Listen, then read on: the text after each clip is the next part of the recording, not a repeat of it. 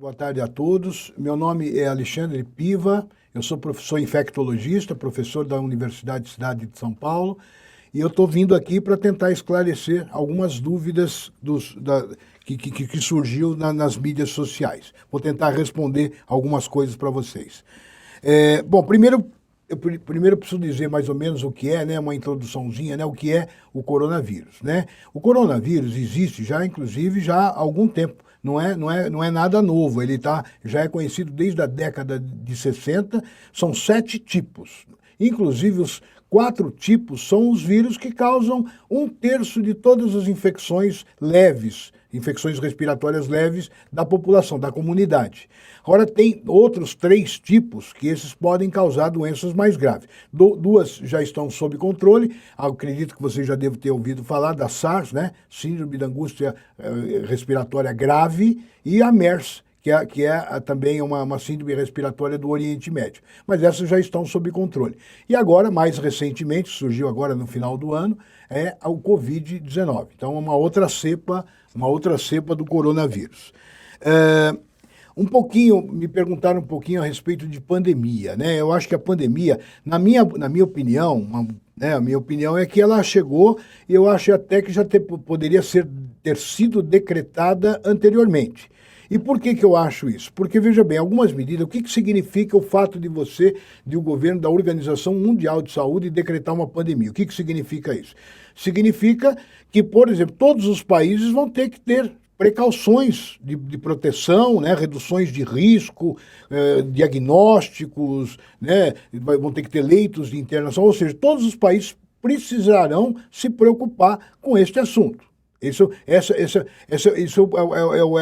a primeira consequência de quando é decretada uma pandemia. E a segunda, que ao meu ver é um aspecto positivo, vamos dizer assim, existe uma desburocratização de verbas, por exemplo, às vezes a gente vai precisar de verba, comprar mais equipamentos de proteção e etc, etc. Tudo isso é muito facilitado quando estamos em uma pandemia. E pandemia nada mais é do que uma infecção generalizada, né? A infecção, praticamente, a epidemia mundial, né? A gente chama de epidemia. Ou quando ela esteja em praticamente todos os continentes. Isso é o que define a pandemia.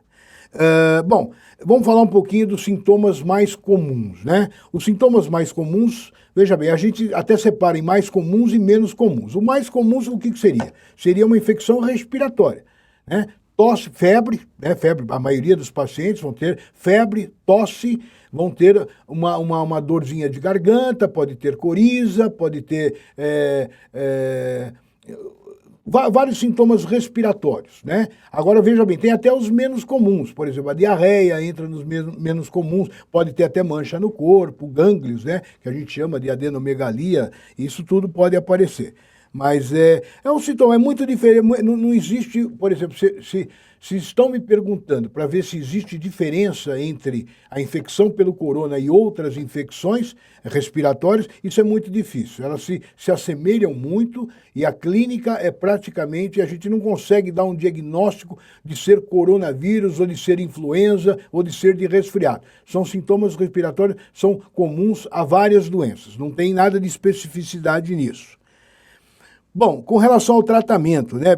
Isso é importante, o tratamento, a gente não tem um tratamento específico para ele. Como que é o tratamento da infecção pelo coronavírus? O tratamento é sintomático. Se a pessoa tiver febre, vamos dar um antitérmico, se tiver dor, um analgésico, mas é claro, isso em 90% dos casos, porque 90% das vezes as infecções são leves, no máximo moderadas. Mas é claro que existe uma porcentagem de infecções que podem ser mais graves.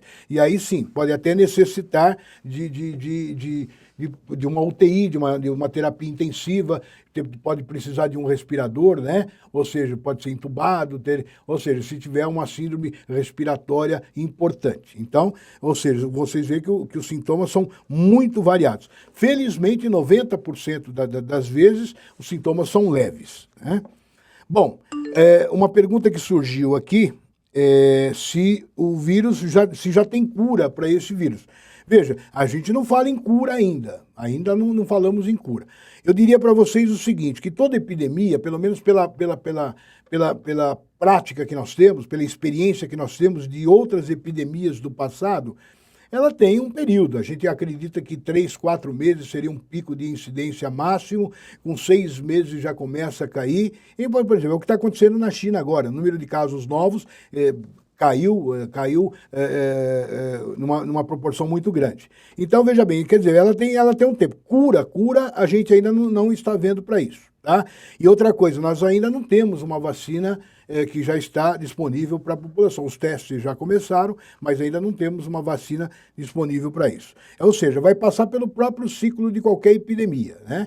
Ela vai passar, vai atingir algumas pessoas, ou várias pessoas, ou muitas pessoas. Daqui a pouco as pessoas adquirem anticorpos, a imunidade dá conta do recado, aí começa a cair o número de casos. É isso que a gente espera que aconteça com essa pandemia também.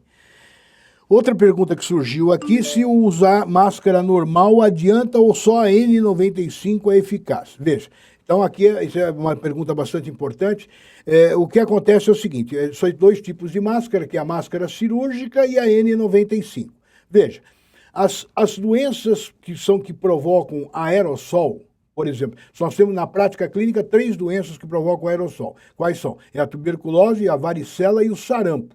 Então, essas aí, quando é por aerossol, só é eficaz a máscara N95. Mas a infecção pelo corona não é por aerossol, é uma infecção por gotículas. Então, veja bem, todo mundo diz o seguinte, quando a gente vê, né, todo mundo na rua e etc., usando máscara, na realidade, pessoal, na realidade é até uma... Eu até fiquei contente agora de ver, principalmente os asiáticos, né? Isso é muito comum, que eles ficam usando máscaras na rua. Eu até fiquei contente com isso pelo seguinte, que é uma atitude que é altruísta, porque é o seguinte, eu achava que eles estavam querendo se proteger e não é isso. Quando eles estão resfriados, quando eles estão com gripe, ele põe a máscara para não passar para ninguém. Eles não estão pensando nele, eles estão pensando nos outros. Mas veja bem, agora, a máscara comum cirúrgica não funciona? Não, veja bem, não é que não funciona. Você concorda? Se a gente estiver falando, se a gente tiver um espirro, uma tosse, você concorda que nós vamos eliminar a secreção? Ou quer queira ou não, tem uma proteção ali, tem um anteparo físico ali na frente do meu nariz, na frente da minha boca. Outra coisa que é também bastante importante, que geralmente a pessoa que está com máscara, ela não coloca a mão na máscara, né? Evita que a gente fique colocando a mão, porque a gente sabe que a gente fica colocando a mão na face constantemente, né? Eu, por exemplo, eu tenho rinite alérgica, então toda hora eu estou coçando o meu nariz aqui. Se eu tivesse com máscara, talvez eu não fizesse isso. Então, ela tem a sua funcionalidade. Agora, qual que é o problema da máscara? Que se ela estiver úmida, né? Se for, a gente fica espirrando, tá falando, e etc. De repente ela está úmida, ela tem que ser trocada. Ou se não acontecer nada disso, em no máximo 4 horas, tem de 2 a 4 horas, ela tem que ser trocada. Então, uma máscara que fique no rosto do paciente o dia inteiro realmente é ineficaz. Essa não tem eficácia nenhuma. Então, é assim, mas claro que tem o seu papel. E quando que a gente usa a máscara cirúrgica? Um paciente com suspeita de coronavírus, quando ele está adentrando a um serviço de saúde, o pessoal já está treinado para que coloque a máscara nesse paciente. Então, o tempo que ele ficar dentro dessa instituição, ele vai ficar de máscara. E quem for atendê-lo também, os profissionais de saúde, também tem que usar a máscara cirúrgica. Agora veja, quando que vai usar a máscara N95? Todo procedimento que gere aerossol. A contágio é por gotículas, mas veja bem, você concorda que se eu for entubar um paciente, eu posso gerar aerossol. Se eu for fazer uma aspiração da secreção dele, né, com um aspirador ali, eu estou gerando aerossol. Então, nesses casos, obrigatoriamente tem que ser a N95. Qual que é a diferença de uma para outra? É a trama. A trama, né, se a gente for ver, é muito menor. Ou seja, uma partícula menor de 5, 3 micras, a máscara cirúrgica é ineficaz. Bom, tá aqui. Clorexidina, uma outra pergunta que surgiu.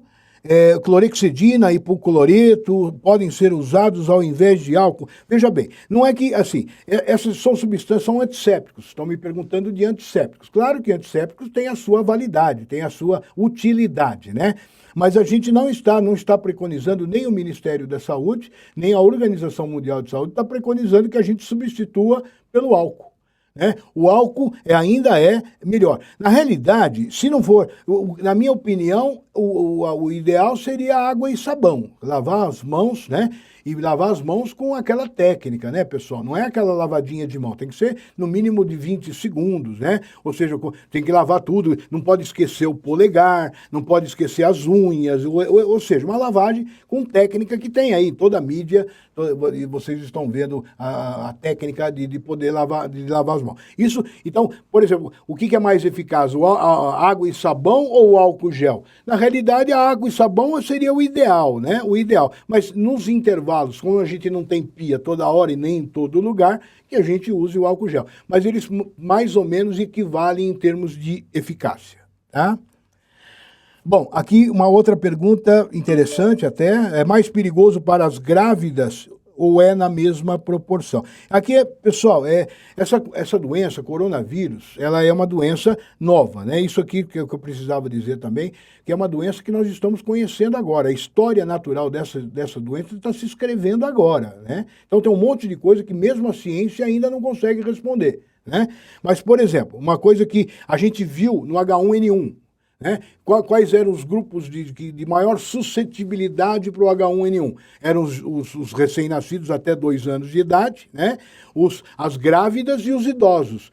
E agora, nessa doença do coronavírus, poupou as crianças. Tá que de 0 a 9 anos nós não tivemos nenhuma morte na China, por exemplo, né?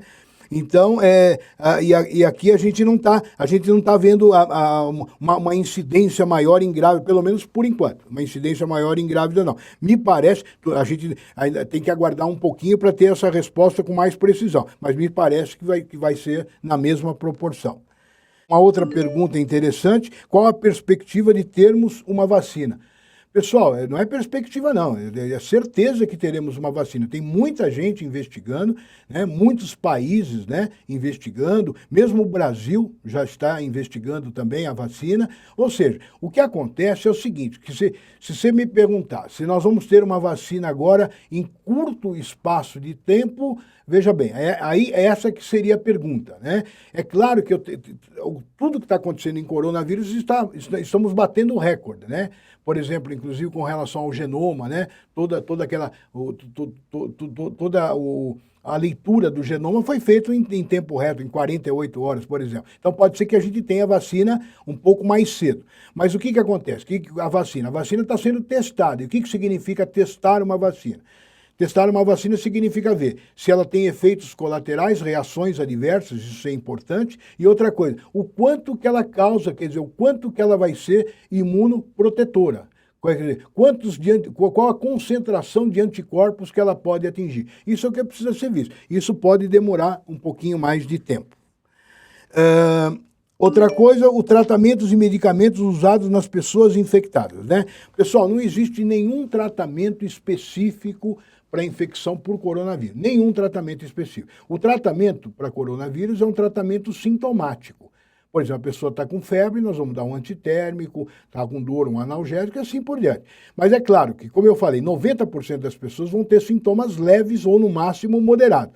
Mas uma pequena porção desses pacientes pode ter uma pneumonia grave, né? Uma insuficiência respiratória, que pode necessitar, por exemplo, de uma intubação, de uma ventilação mecânica, né? Esses pacientes, um aporte de oxigênio, pode ser que ele precise. Então, são os casos mais graves. Aí ele vai precisar ser hospitalizado e se possível, até dentro de uma UTI. Mas em termos de tratamento não tem nada. Agora é importante também a gente ressaltar que está saindo um monte de coisa, né, na mídia. Pessoal, o que eu estou tentando trazer aqui para vocês é o que há de oficial, né? É o que diz o Ministério da Saúde e o que diz a Sociedade Brasileira de Infectologia. Agora, existe um monte de coisa, né? Inclusive, até a própria sociedade agora soltou uma nota de repúdio, porque disseram que se tomar bastante vitamina D, né, isso a gente ficaria imune contra o coronavírus. Não tem nenhuma comprovação científica, nenhuma comprovação. Se eu quiser falar a nível de futuro, né, vamos dizer, Remdesivir foi usado, na época, foi usado para o ebola, né? Parece que essa seria a medicação mais promissora, mas ainda não tem comprovação científica e ainda não está indicada para o tratamento do coronavírus. É só uma promessa, que no futuro vamos saber se vamos poder usar ou não. A outra pergunta importante, se uma pessoa com bronquite, né, ela corre um risco a mais. Sim, corre um risco a mais. Pessoal, toda comorbidade vai fazer com que a pessoa tenha um risco maior. Vamos dizer, ela teria até um pouquinho mais de gravidade naquela doença. Então, são as doenças, a principal, né, são as doenças cardiovasculares, né? Em terceiro, são as doenças respiratórias. O segundo seria o diabetes, em terceiro, as doenças respiratórias. Então, portanto, é assim, essa pessoa que tem bronquite, o que ela tem que fazer? Ela tem que fazer o seguinte, ela tem que, todas aquelas medidas de proteção, né, que está saindo toda hora, né, depois podemos enumerar tudo isso, que está saindo toda hora, então vai ter que tomar essas medidas, vai ter que se proteger mais, vai ter que caprichar mais nessas medidas de proteção. Já possui algum paciente curado da doença? Sim, vários, né? Na China, vários, né? Que se você for ver, ele não apresenta nada neste momento e nunca apresentou nada nem no passado. E se for ver, ele já tem anticorpos contra o vírus o coronavírus, né? Então, tem muita gente já curada. Até porque a maioria dos casos aqui, pessoal, ou não tem sintomas, ou tem poucos sintomas, né? Ou são assintomáticos ou oligossintomáticos, tá? Qual a diferença do corona para o H1N1, né? Então, veja bem, isso aqui também é importante. Pessoal, na minha opinião, eu vou dar uma opinião agora que, por exemplo, aliás, não é nem minha, né? Eu vou dizer que é do professor titular da Universidade Johns Hopkins, né? Onde ele diz o seguinte, que a maior, hoje, nos dias atuais, a maior ameaça à comunidade, né? À população, à humanidade, a maior ameaça à humanidade é o vírus influenza. É o vírus influenza. E por que a gente fala isso? Fala isso pelo seguinte, assim, bem resumidamente, né, para não entrar em muitos detalhes técnicos, né, a gente não fala do H1N1. O que é o H? Hemaglutinina. Só para vocês terem ideia, na natureza existe H1 ao H16. O N existe do N1 ao N10. Imagine quantas possibilidades, probabilidades ainda de nós termos um vírus novo. E o dia que nós tivermos uma hemaglutinina nova, esse é o grande problema. Porque se vier uma hemaglutinina, isso significa um vírus novo. E um vírus novo, nós não temos imunidade contra ele. E isso pode gerar uma verdadeira, vamos dizer, uma catástrofe, né?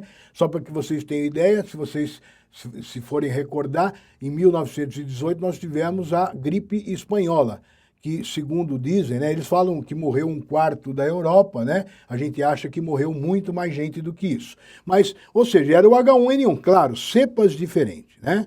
Então, é um H1N1.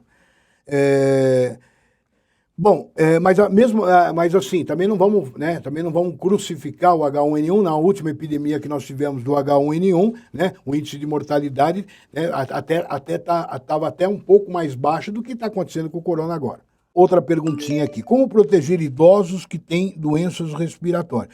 Como eu disse, isso aqui é bom senso, né? É bom senso, porque vários me perguntaram, escuta, eu vou levar meu avô, eu vou fazer com que ele faça uma viagem, vai lá para o interior, né? E quem garante que lá no interior não tem alguém também que possa, por exemplo, transmitir o vírus, né? Então, veja bem, é tudo uma questão de bom senso. O que tem que fazer? Aquelas medidas de proteção, que depois podemos falar uma por uma, né? Ou seja, evitar contato com pessoas com infecção respiratória.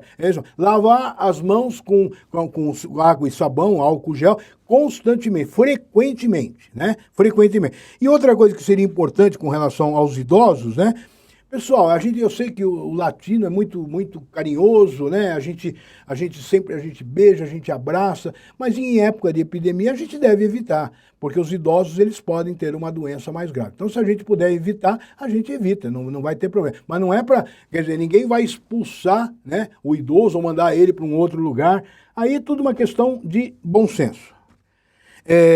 Outra perguntinha que surgiu. Os exames laboratoriais que auxiliam no diagnóstico. Pessoal, na realidade, o único exame que faz o diagnóstico é aquele exame que a gente chama de PCR, que é a reação em cadeia de polimerase.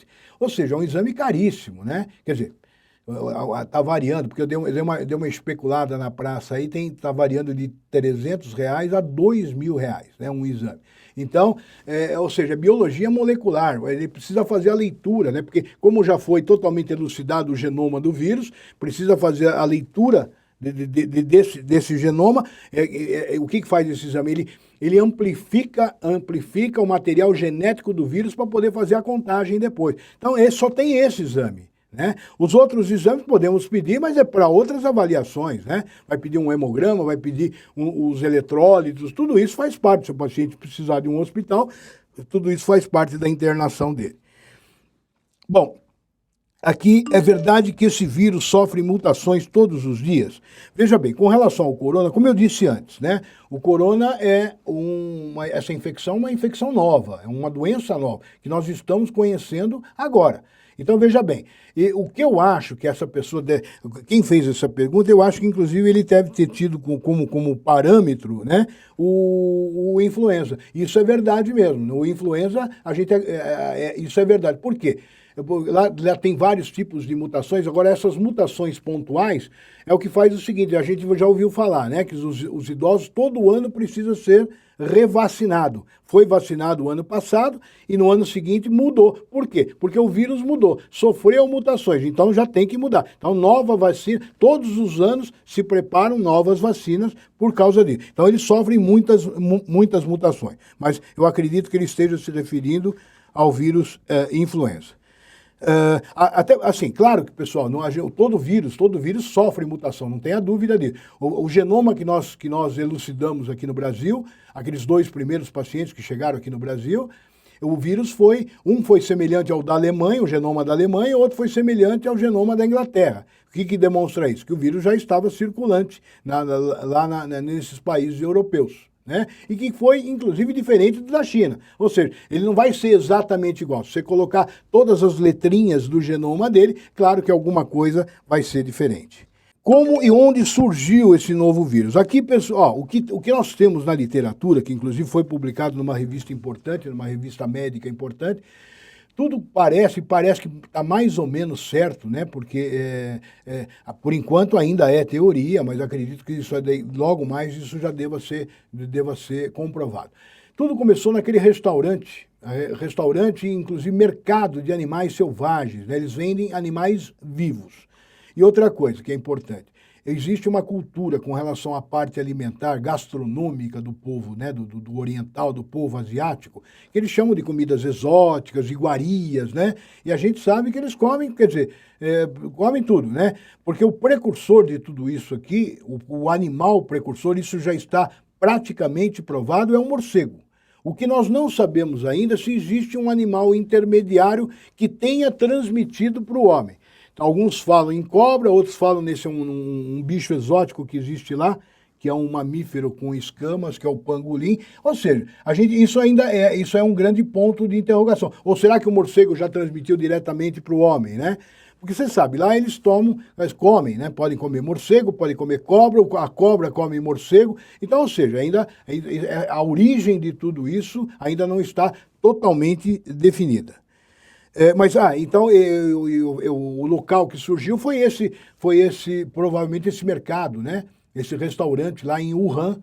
Por que a gente fala isso? Porque vários pacientes que frequentaram, ou comeram, ou compraram, ou tiveram contato com esse local, muitos deles ficaram doentes, e inclusive os que tiveram logo no comecinho da epidemia lá, isso ainda em janeiro de 2020, eles procuraram o hospital lá, o Hospital Geral da China, foram internados, precisaram até de UTI. E o que esses pacientes, esses 11 ou 12 pacientes que foram internados nesse primeiro momento nas UTIs lá do Hospital da China, o que eles tinham em comum? Tinham em comum exatamente o de ter frequentado esse lugar, ou a título de alimentação, ou a título de compra de animais selvagens. Então, parece que mais ou menos a coisa tem acontecido por ali, né? Animais de grande porte podem ter o coronavírus também? Sim, olha só. Lembra que eu falei que existem 7 tipos de coronavírus. 4 deles nem nome não tem, são letras e números e etc. Então, veja bem, mas causam doenças leves e etc. Então, nunca foi não existe nenhuma nomenclatura para ele pela Organização Mundial de Saúde. Agora, tem 3 deles que podem causar doenças graves, como eu falei. O SARS, né, aquela síndrome respiratória aguda grave, né, o MERS, que é a síndrome respiratória do Oriente Médio, e agora, recentemente, o Covid-19, que é o que nós estamos conversando aqui. Só para que vocês tenham ideia, quem que transmitiu a SARS para o homem? É um gato asiático, a gente chama de civeta, né? Um gato lá típico daquela região. Então, passou do morcego para o gato, do gato para o homem. E a MERS? Passou do morcego para o camelo, para um dromedário, e do dromedário para o homem. Por isso que foi comum lá no Oriente Médio. O sequenciamento do material genético do vírus é suficiente para criar uma vacina? Veja bem, o sequenciamento do vírus, ele é fundamental, ele é primordial. A gente não consegue fazer uma vacina se a gente não tiver o sequenciamento genético, o genoma, né?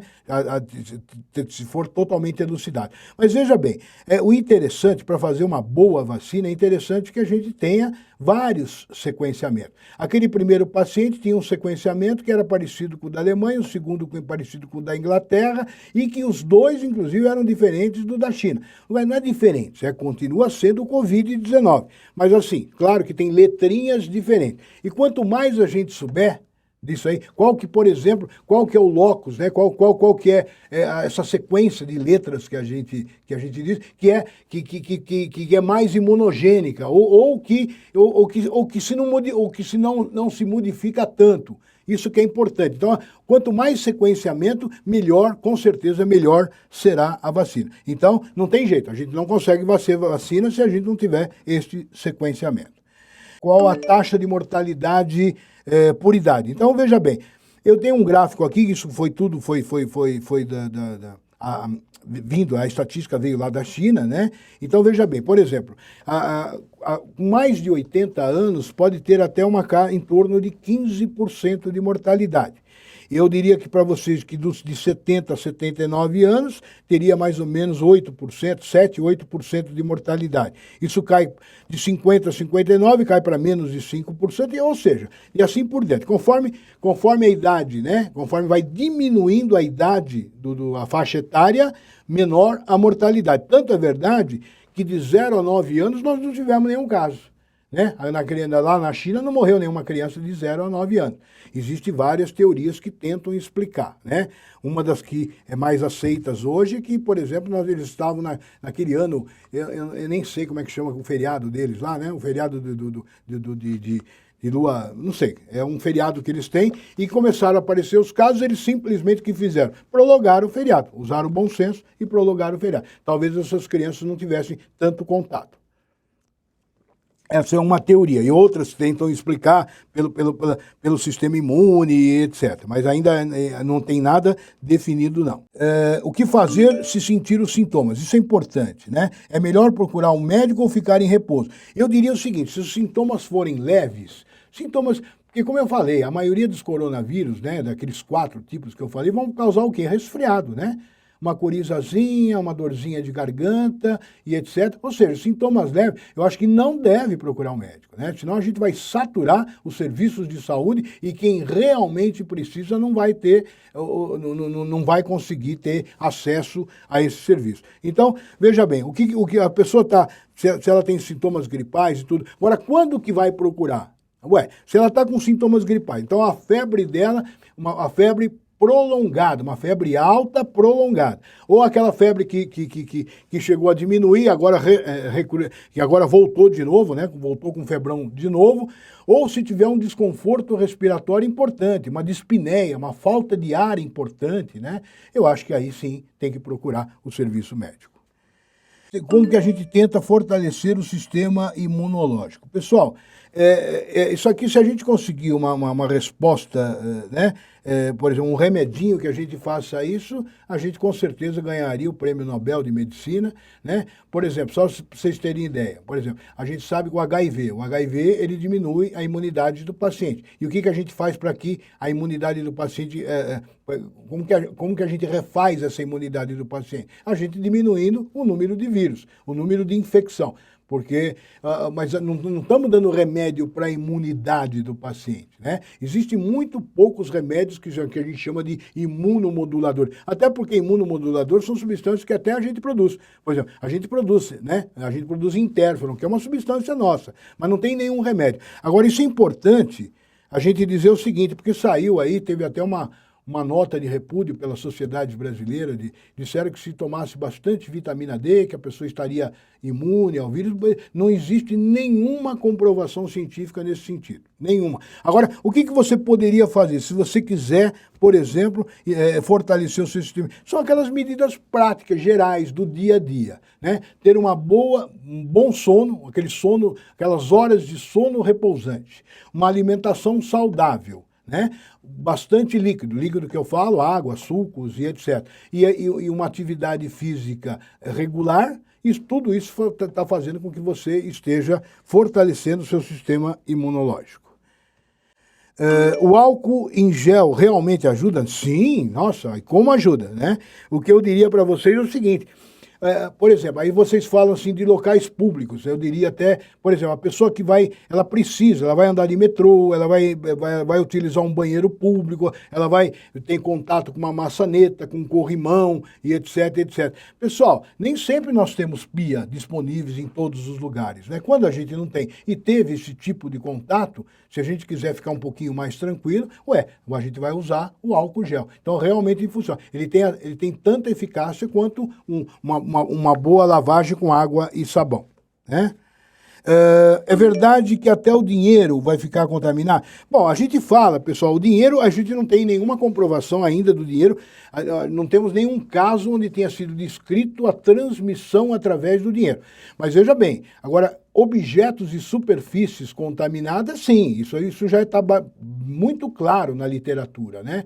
E quando que eu falo de objetos, superfícies, por exemplo, superfícies onde o paciente tenha a secreção do paciente que tenha caído por ali, por exemplo, o teclado de um computador, o celular mesmo, né? O celular de uma pessoa que esteja infectada, né? Então, veja bem, isso tudo pode ser, sim, uma fonte, uma via de transmissão. Uma pergunta aqui importante, existe motivo para tanto pânico? Não, eu acho que motivo para pânico, não. Quando me pediram uma palestra agora, recentemente, a pergunta que fizeram foi o seguinte, eu devo me preocupar com corona? Então eu perguntei para quem estava me perguntando, que tipo de preocupação que você quer ter, né? Se for preocupação em termos de mortalidade, eu não acredito que a gente tenha que ficar muito preocupado com isso. Mas se você estiver preocupado com as medidas de proteção, eu acredito que sim, ótimo. Tomara que você fique mesmo. Fique preocupado, mas não em pânico, né? Eu acho que o pânico não gera absolutamente nada, só atrapalha.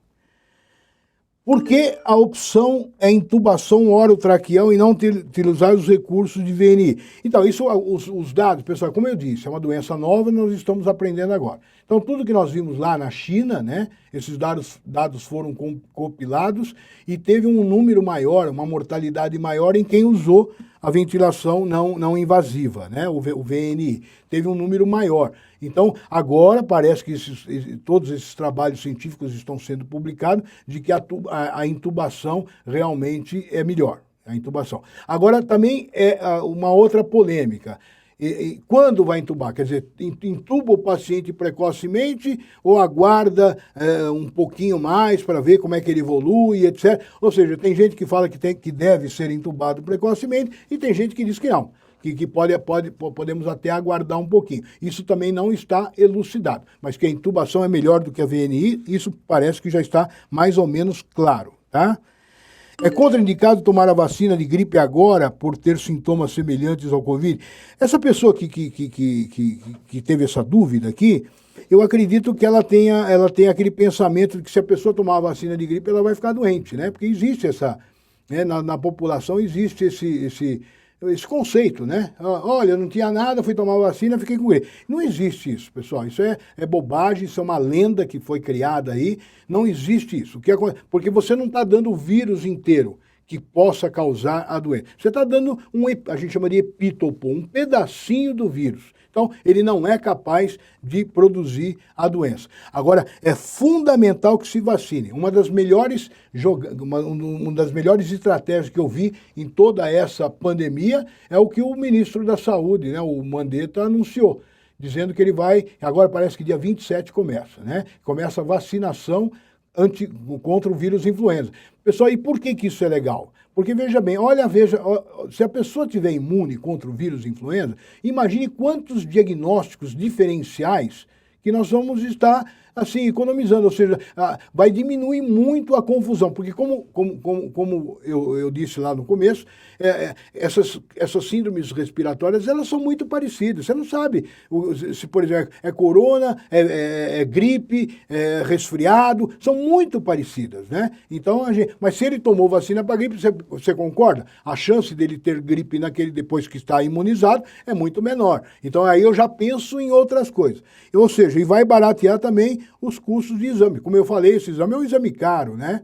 Então, olha só quantos exames nós vamos estar economizando se caso o paciente foi vacinado. Uma outra coisa, realmente a doença pode ser transmitida através de abraços e beijos? Sim, pessoal, a gente tenta evitar, já está mais ou menos... Não é que, veja bem, a gente não sabe qual que é o poder de transmissão de cada um deles. A gente não tem números para isso. Mas como é gotícula, o contato próximo realmente a gente adquire. Porque, por exemplo, o que acontece? Quando eu falo, estão saindo perdigotos aqui da minha boca. Só que esses perdigotos, 1 metro, né, menos de 1 metro, ele cai no meio ambiente e ele é ressecado. Agora, as pessoas que estão se abraçando, que estão se beijando, vocês concordam? Aí o contato é muito mais próximo. Então, o risco realmente é maior. E como eu disse lá com o idoso, né? Se a gente puder evitar, pelo menos nesse período, porque eu sei que o latino ele é caloroso, ele gosta de... Mas nesse período é bom evitar, né? Aqui uma outra coisa, como o álcool gel funciona e quanto tempo ele dura depois de ser aplicado. Pessoal, eu diria o seguinte, claro, funciona e funciona muito. O que é o álcool gel? Como aquelas outras substâncias que foram citadas. Na realidade, ele está agindo aqui como um antisséptico, né? Ele está agindo para a gente poder eliminar, pelo menos, esses micro-organismos aí. Agora, é claro, né, que ele vai ter um período então vamos supor, cada 2, 3 horas, né? Agora, eu diria até o seguinte, se você tocar em alguma coisa que seja suspeita, né, uma superfície, uma maçaneta, um corrimão ou coisas do tipo, ou tossiu, né? Tossiu, espirrou e etc. Naquela hora não tinha ali um lenço de papel, coisas do tipo, é interessante que se use de novo. Então vai aplicar mais vezes do que deveria, né? Mas ele tem um tempo aí razoável de durabilidade. Agradeço a atenção de vocês, muito obrigado.